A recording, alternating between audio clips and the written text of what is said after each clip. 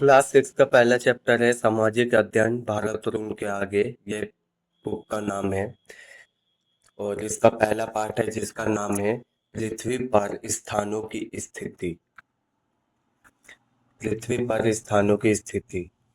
पृथ्वी अंतरिक्ष स्थित पृथ्वी अंतरिक्ष में स्थित है। जल, पृथ्वी, अग्नि और वायु से बनी है और यह गोलाकार और यह सभी स्थलीय और जलीय प्राणियों से घिरी हुई है। आर्यभट्ट लगभग 5000 वर्ष पूर्व। अब इसमें देखिए कुछ क्वेश्चन है। कह रहे चैप्टर शुरू करने से पहले इन क्वेश्चन को देख लेते हैं। मानचित्र क्या है?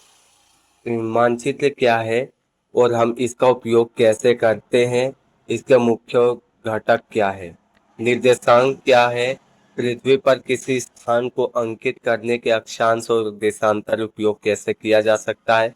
देशांतर से स्थानीय समय और मानक समय कैसे संबंधित है? तो चलिए चैप्टर को अब शुरू करते हैं।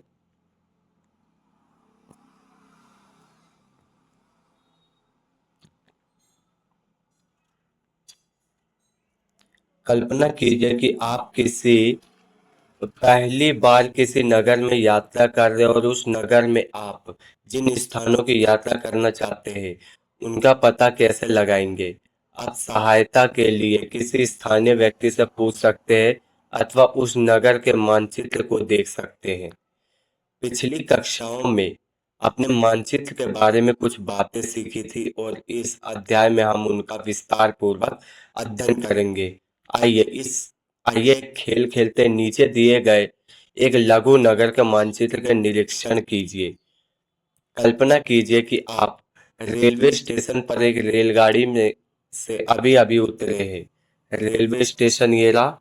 यहाँ से एक रेलगाड़ी से अभी अभी उतरे हैं जस्ट। और मानचित्र में अंकित बैंक जाना चाहते हैं तो बैंक इसमें कहाँ पर होगा?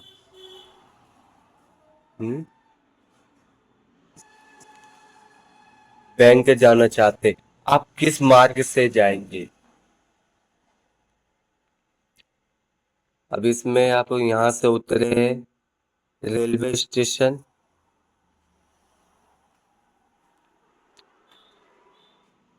किस माध्यम से जाएंगे? क्या कोई अन्य संभावित मार्ग भी है कि अन्य इसे मानचित्र में सार्वजनिक उद्यान, विद्यालय और संग्रहालय का भी पता लगा सकते हैं? आप बैंक से बाजार तक जाना चाहते हैं तो आप किस मार्ग को चुनेंगे? ऐसी स्थिति में मानचित्र का उपयोग आता है। अब ये देखिए कि ये रहा पंचायत नगर, ये रहा चिकित्सालय, ये रहा बाजार, ये रहा विद्यालय, ये रहा रेलवे स्टेशन और ये रहा संग्रहालय और ये रहा बैंक। तो मैं बैंक से बाजार जाना है तो आप इस रास्ते का उपयोग कर सकते हैं, इस रास्ते का भी उपयोग कर सकते हैं। ये सिर्फ सोचने के लिए है।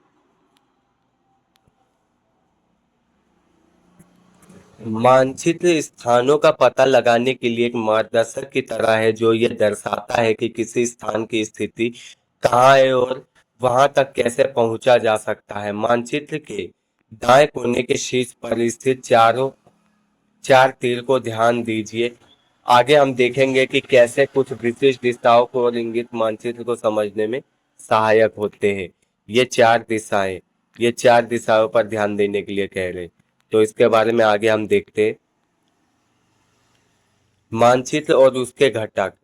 आइए हम इस साधारण उदाहरण से समझ सकते हैं कि मानचित्र किसी भी क्षेत्र का एक प्रतीकात्मक चित्रण या रेखांकन है।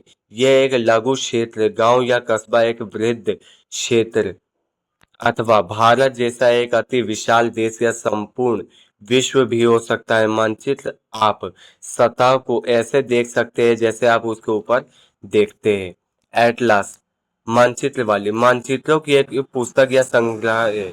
जैसा कि आप जानेंगे कि मानचित्र अनेक प्रकार के होते हैं। भौतिक मानचित्र मुख्य रूप से प्राकृतिक आकृतियों जैसे पर्वत, महासागरों और नदियों को दर्शाते हैं। उदाहरण के लिए पाठ्य पुस्तक में दिया हुआ है। राजनीतिक मानचित्र देशों या राज्यों, सीमाओं, नगरों आदि को दर्शाते हैं। उदाहरण के लिए सभी राज्यों के केंद्र शासित प्रदेश राजधानियां दर्शाता है भारत का एक मानचित्र। थीमैटिक मानचित्र विशिष्ट प्रकार का सूचना प्रदान करते हैं। उदाहरण के लिए पाठ्य पुस्तक में दिया हुआ है। किसी भी मानचित्र के तीन मुख्य घटक होते हैं: दूरी, दिशा और प्रतीक चिन्ह। आप चित्र को देखते हुए प्रथम दो के बारे में पहले ही जान चुके हैं। आइए अब हम इन्हीं इन्हें अधिक सटीक ढंग से प्रभावित करते हैं।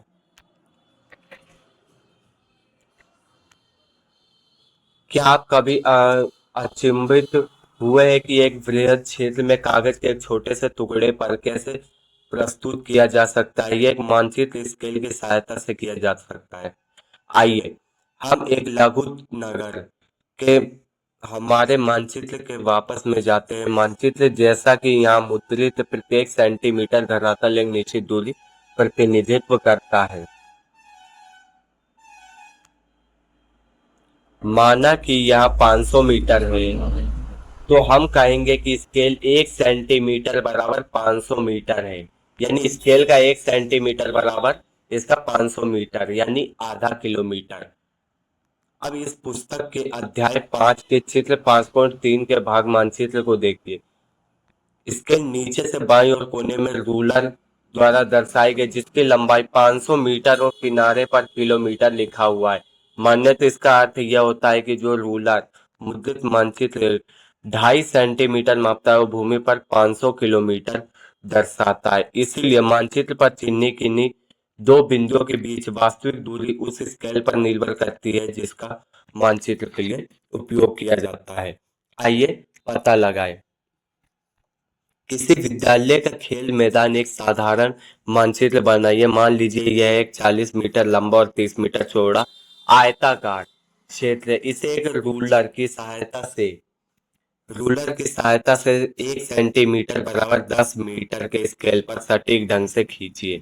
अब इस आयताकार क्षेत्र के विकर्ण मापिए और आपके द्वारा दी गई दूरी कितने सेंटीमीटर की है। स्केल की सहायता से खेल के मैदान विकर्ण वास्तविक लंबाई और मीटर में गणना कीजिए। अब यहाँ पर ये एक कंपास दिया हुआ है जिस पे आप देख सकते हैं।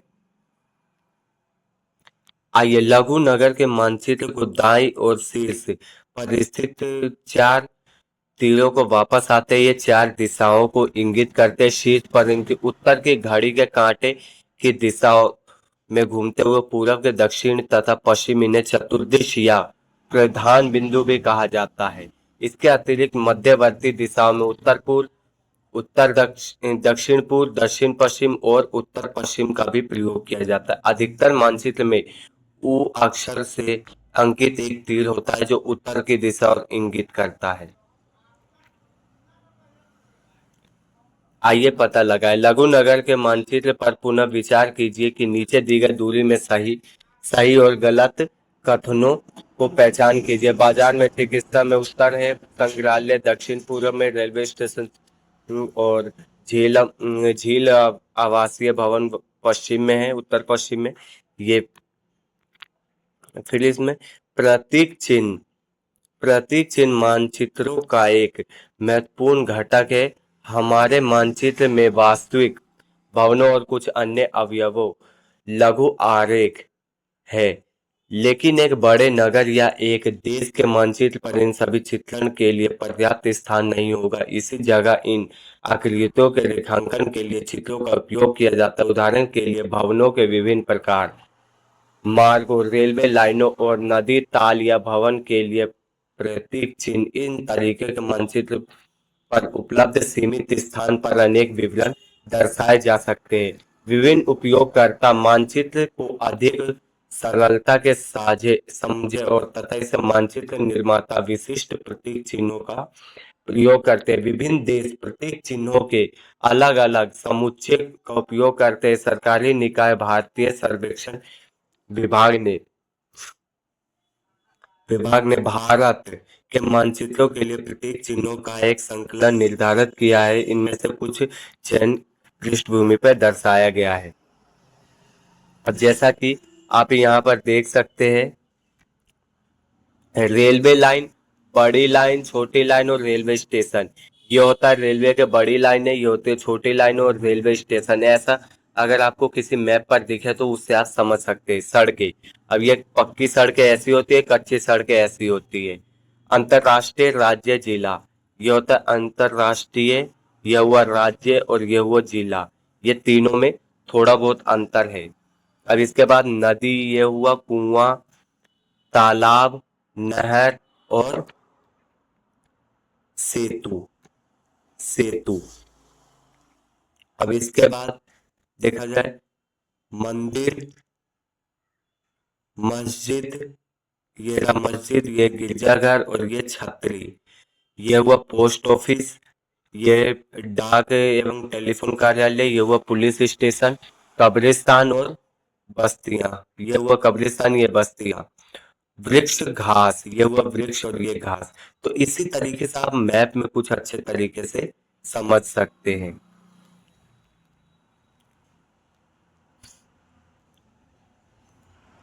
पृथ्वी का मानचित्र। पृथ्वी का मानचित्र कुछ अधिक कठिन है क्योंकि हमारे ग्रह का आकार चपटा नहीं है। इसी आकृति लगभग गोलाकार है और हम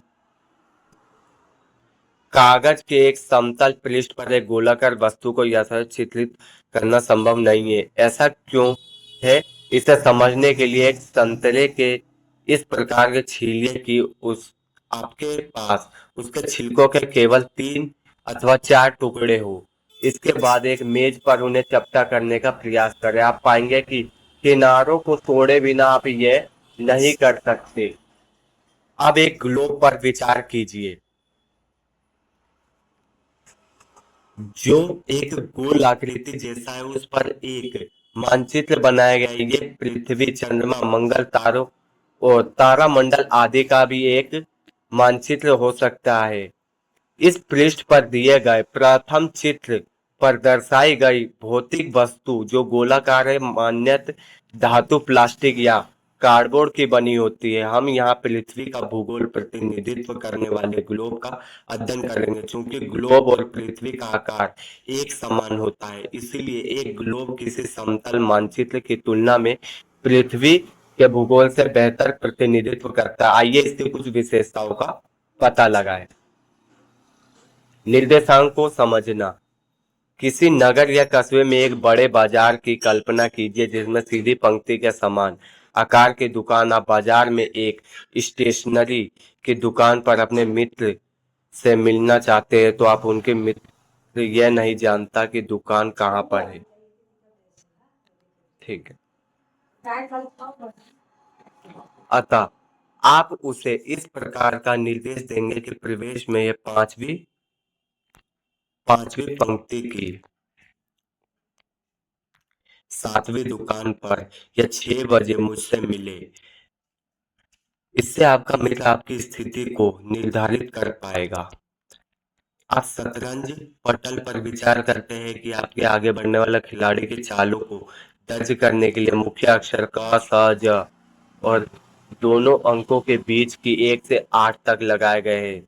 इस साधारण प्रणाली को प्रत्येक वर्ग में अंकित वर्ग कर पाते हैं कि प्रत्येक चाल चिन्हित करें और यहाँ पर सफेद पक्ष की रानी सामने वाले के प्यादे के 2 चाल आगे बढ़ाकर खेल का आरंभ किया गया है। अतः प्यादा घ 2 से घ 4 की ओर आगे बढ़ा सकते हैं कि जैसे यहाँ पे बताया गया है।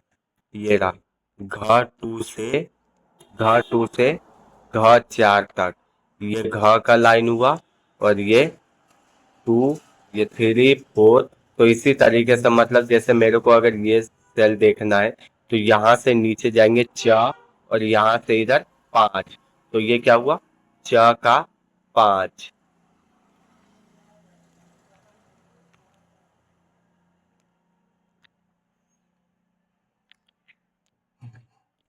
आइए पता लगाएं। यदि आपको काले पक्ष की ओर खेलना है तो उसकी उसी विधि के प्रत्युत्तर देना है जो कहीं नियमों का उपयोग करते हैं तो चाल लिखिए। इन 2 उदाहरणों का प्रयुक्त प्रणाली निर्देशांक प्रणाली कहा जा सकता है। इनके 2 निर्देशांकों की सहायता से स्टेशनरी की दुकान के साथ साथ शतरंज पर पटल पर वर्गीकृत भी ठीक ठीक निर्धारित किया जा सकता है। मानचित्र पर किसी स्थान की स्थिति निर्धारित करना निर्देशांक की प्रणाली का प्रयोग किया जाता है।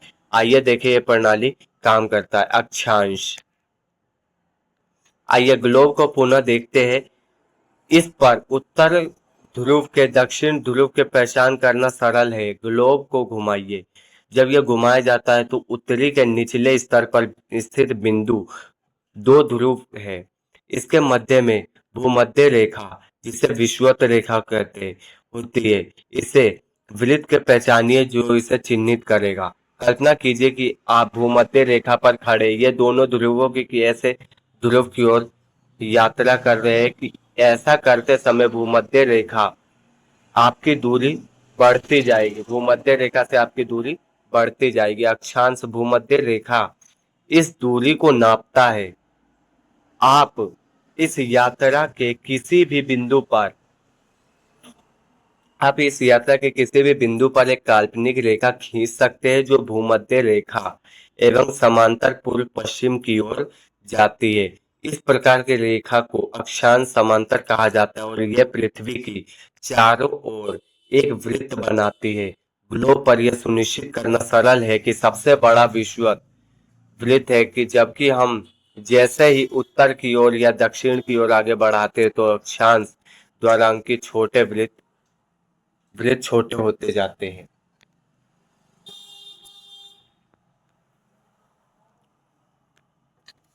अब इसमें देख सकते हैं अक्षांशों या अंशों डिग्री में व्यक्त किया जाता है। परंपरागत इसे विषुवत वृत्त अक्षांश 0 डिग्री या 0 अंश है, जबकि दो ध्रुवों के अक्षांश क्रमश 90 डिग्री अंश और 90 डिग्री अंश दक्षिण इसे 90 डिग्री उत्तर और 90 डिग्री दक्षिण के रूप में लिखा जाता है। ये राज्य से ये 90 डिग्री उत्तर 90 डिग्री दक्षिण।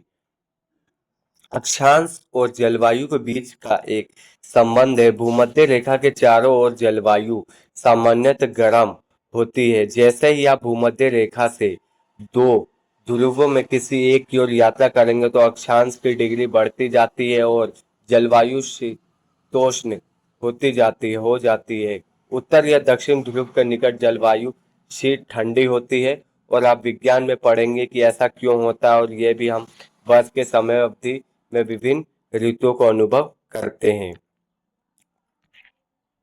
अब इसके बाद देखें देशांतर। अब कल्पना कीजिए कि आप संभवतः सर्वाधिक रेखा पर उत्तर ध्रुव से दक्षिण ध्रुव की ओर यात्रा कर रहे हैं, यानी ये ऊपर से लेकर नीचे की तरफ आ रहे हैं। ग्लोब का अवलोकन कीजिए। आप पाएंगे कि यूरोप और अफ्रीका के मार्ग जाने की एशिया के मार्ग में भी जा सकते हैं और दूरी एक समान है। इन रेखाओं को देशांतरीय याम्योत्तर मेरिडियन की लॉन्गिट्यूड कहा जाता है। या अर्धवृत्त या एक ध्रुव के दूसरे ध्रुव तक ले जाते हैं। ये चीज ये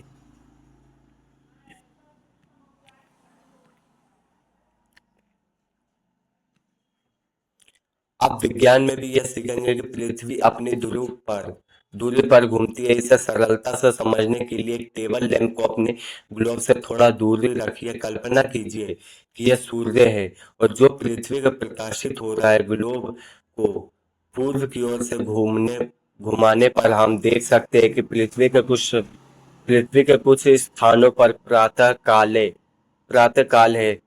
अन्य स्थानों पर मध्याह्न या रात्रि है। जब एक देश में प्रातः नाश्ते का समय होता है तो अन्य मध्याह्न भोजन का समय होता है। मतलब किसी देश में सुबह का खाने का बात हो रहा है तो दूसरे देश में लंच का समय हो जाता है। यदि किसी देश में लोग रात्रि का भोजन गहरी नींद से सो रहे होते हैं।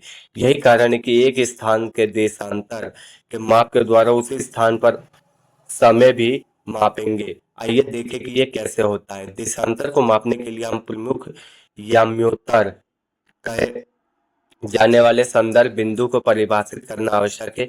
ये ग्रीनिच यान्योत्तर भी कहते हैं क्योंकि इसे 1844 में कुछ देशों ने तय किया कि इंग्लैंड में लंदन के एक क्षेत्र ग्रीनिच से गुजरने वाली याम्योत्तर याम्योत्तर प्रमुख याम्योत्तर के अंतरराष्ट्रीय मानक मानी जाएगी। इसे 0 डिग्री देशांतर के रूप में अंकित किया जाता है। यदि आप ध्रुवों में से किसी एक की ओर यात्रा करते हैं तो जिस प्रकार अक्षांश भूमध्य रेखा की दूरी का एक माप है, उसी प्रकार यदि आप भूमध्य रेखा साथ साथ यात्रा करते हैं तो देशांतर प्रमुख याम्योत्तर की दूरी एक माप है। देशांतर को भी डिग्री में मापा जाता है, पश्चिम हो या पूरब। इसका मान 0 डिग्री से 180 डिग्री तक बढ़ता है तथा इसमें पश्चिम के लिए प तथा पूरब के लिए पू वर्णों को जोड़ा जा सकता है। उदाहरण दिया पूर्णांक का प्रयोग करते हुए न्यूयॉर्क में देशांतर 74 डिग्री प यानी 74 डिग्री पश्चिम,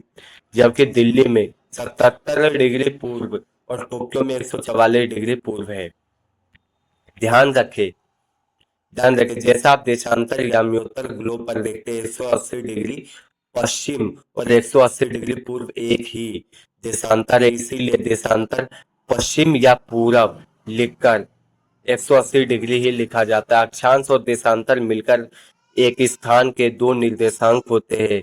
इनके एक साथ आप पृथ्वी पर किसी स्थान का पता लगाने में सक्षम है। तो इस प्रकार यह कहा जा सकता है कि दिल्ली 29 डिग्री उत्तर और 77 डिग्री पूरब देशांतर पर स्थित है। इसे एक भली भांति समझ सकते हैं। यद्यपि आप किसी डिग्री के समानुपाती रूप से पूर्ण है किंतु सटीक नहीं है। पृष्ठ 14 पर चित्र 1.3 में नीली रेखा ग्लोब पर अक्षांश और देशांतर याम्योत्तर को दर्शाती है। यह सभी रेखाएं मिलकर ग्लोब पर एक ग्रिड बनाती है, जो ग्रिड रेखाएं भी कहा जाता है।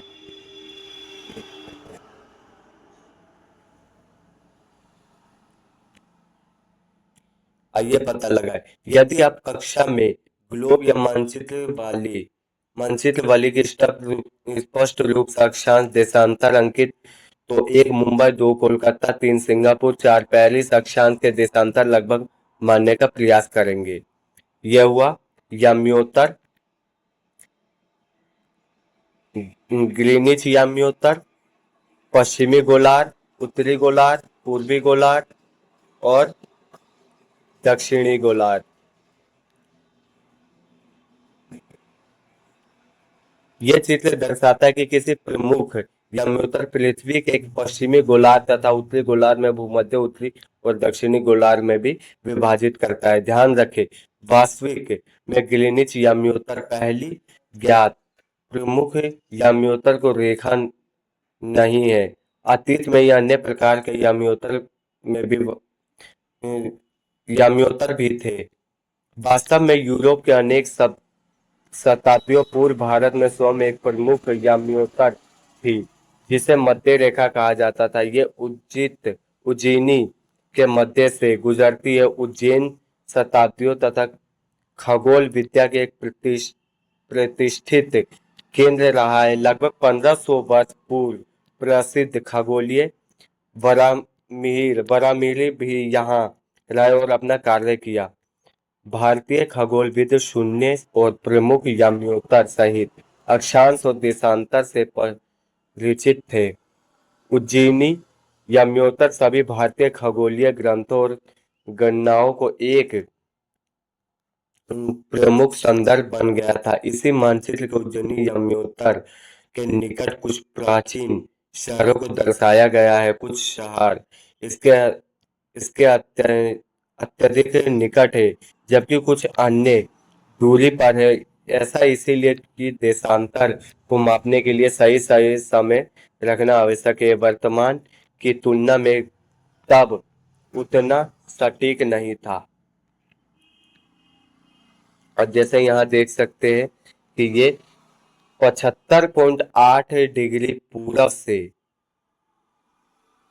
चलना शुरू हुआ है। तो यहाँ से ये कुरुक्षेत्र, रोहतक, दिल्ली, बगरानगर, उज्जैनी और ये महेश्वर, बेंगलुरु की ओर आते हुए कन्याकुमारी तक आते हुए ये सीधी रेखा यहाँ कोलकाता।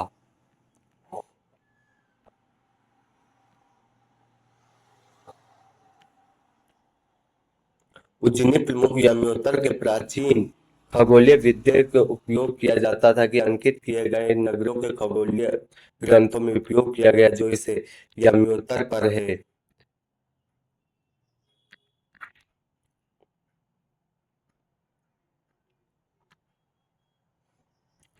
अब भारतीय सर्वेक्षण विभाग द्वारा प्रकाशित यह मानचित्र अक्षों प्रदेशांतर यम्योत्तर के कुछ समांतरों के बीच दर्शाया गया है। भारत के अक्षांश लगभग 8 डिग्री उत्तर से 37 डिग्री उत्तर, ये रहा उत्तर दिख रहा है, ये रहा 8 डिग्री, 8 डिग्री उत्तर से 37 डिग्री उत्तर तक यहाँ से फैला हुआ। इसके देशांतर लगभग 68 डिग्री पूरब से 97 डिग्री पूरब तक फैला हुआ है।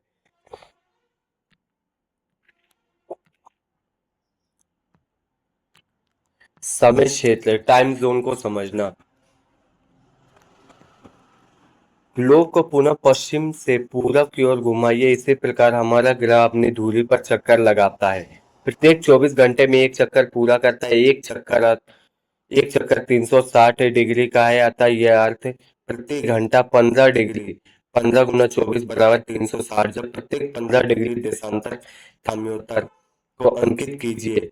मुख्य याम्योत्तर यमुनोत्तर पूर्व की ओर जाते हुए हम 0 डिग्री, 15 डिग्री पूरब, 30 डिग्री पूरब, 45 डिग्री पूरब करते हैं, तो इसी प्रकार 15-15 जोड़ते हुए 180 डिग्री तक पहुंचते। तो यदि ग्रीनिच दोपहर 12 बजे मध्याह्न है तो प्रत्येक 15 डिग्री याम्योत्तर स्थानीय समय 1 घंटा जुड़ता जाता है। यदि 15 डिग्री पूरब पर दोपहर 1 बजे का स्थानीय समय है तो 30 डिग्री पूरब दोपहर 2 बजे होंगे। इसी क्रम में समय को आगे बढ़ाता है, लेकिन पश्चिम की ओर जाने वाला एक विपरीत होता है। उदाहरण के लिए यदि 15 डिग्री पूरब पर स्थानीय समय प्राप्त 11 बजे का है तो 30 डिग्री पश्चिम पर प्राप्त 10 बजे होंगे। इसी क्रम में यह समय घटता जाएगा। तो यहाँ पे देख सकते हैं।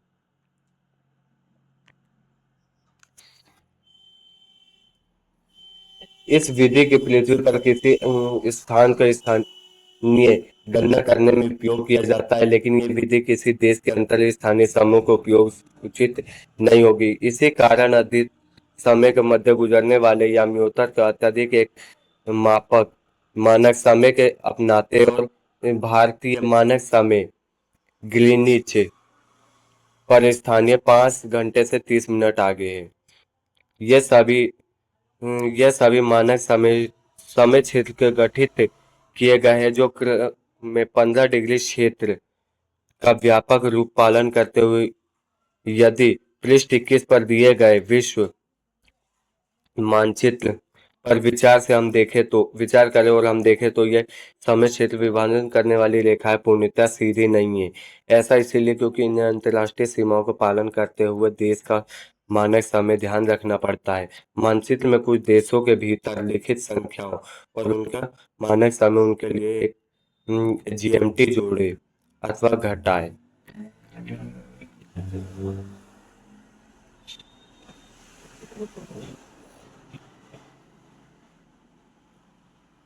इसी प्रकार चित्र 1.9 में भारत पर केंद्रित ग्लोब को जीएमटी संबंधों में दर्शाया गया। ग्रीनिच स्थिर पर मुख्य यमुनोत्तर जिसके विपरीत की रेखा लगभग 180 डिग्री देशांतर पर उसे अंतर्राष्ट्रीय स्थिति रेखा कहा जाता है।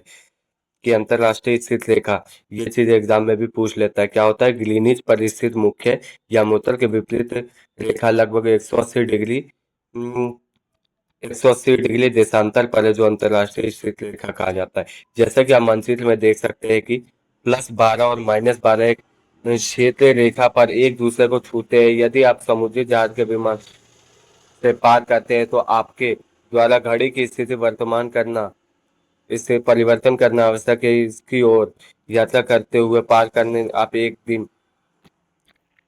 घटाएंगे एक दिन घटाएंगे और पश्चिम की ओर इसे पार करते हैं तो आप एक दिन जोड़ेंगे, रविवार से सोमवार। हमने कहा कि अंतर्राष्ट्रीय स्थिति रेखा लगभग 180 डिग्री देशांतर पर है, लेकिन यह कुछ देशों के एक ही दिन में विभाजन करना बचने के लिए टेढ़ी मेढ़ी होकर गुजरती है। कि जैसा ये चीज यहाँ से आते हुए ये कुछ ऐसे जाता है, ये ऐसे, ये, फिर ये सब क्या है, ये सब टाइम जोन्स। तो ये कुछ इस तरीके से रहता है।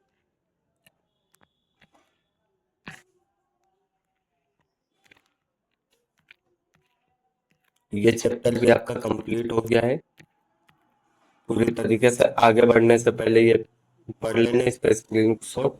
ये चैप्टर आपका हो गया कंप्लीट।